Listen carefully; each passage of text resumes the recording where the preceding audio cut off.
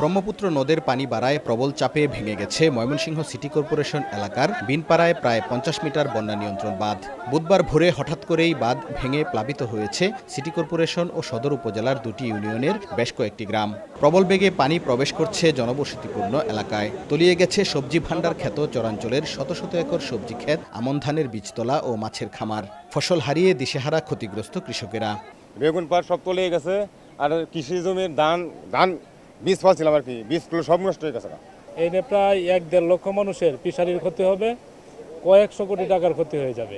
এদিকে দ্রুত বাঁধ মেরামত করা না হলে পাশের তারাকান্দা ও ফুলপুর উপজেলার বেশ কিছু গ্রামও প্লাবিত হওয়ার আশঙ্কা করছেন স্থানীয়রা। আর ক্ষতিগ্রস্ত এলাকায় দ্রুত ত্রাণ সহায়তা চেয়েছেন স্থানীয় জনপ্রতিনিধি। আর এই পানিতে রাত পর্যন্ত যাইব, কালকে পর্যন্ত যাইব, কি তোর ক্ষতি যায় কোনো শেষ নাই।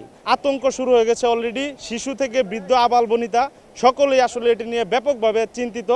এই মুহূর্তে কিছু ত্রাণ এবং পরবর্তীতে যেমন কিছু বীজ তলার প্রয়োজন হবে, এটা যদি সরকারিভাবে সহায়তা করা যায় তাহলে মানুষের কষ্ট কিছুটা হলেও লাঘব হবে। খবর পেয়ে ভেঙে যাওয়া বাঁধ পরিদর্শন করেছেন প্রশাসন ও পানি উন্নয়ন বোর্ডের ঊর্ধ্বতন কর্মকর্তারা।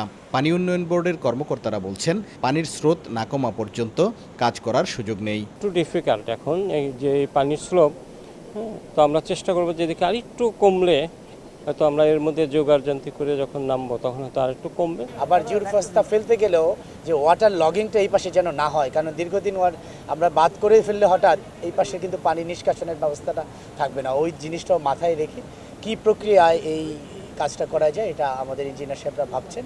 পানি উন্নয়ন বোর্ড সূত্রে জানা গেছে, ২০০১ সালে চর ভবানীপুর থেকে বোররচর ডিগ্রিপাড়া পর্যন্ত ব্রহ্মপুত্র নদের পারে ২৩ কিলোমিটার বন্যা নিয়ন্ত্রণ বাঁধ নির্মাণ করা হয়। নির্মাণের পর থেকে এখন পর্যন্ত বাঁধটি একবারও সংস্কার করা হয়নি। হারুনুর রশিদ, সময় সংবাদ, ময়মনসিংহ।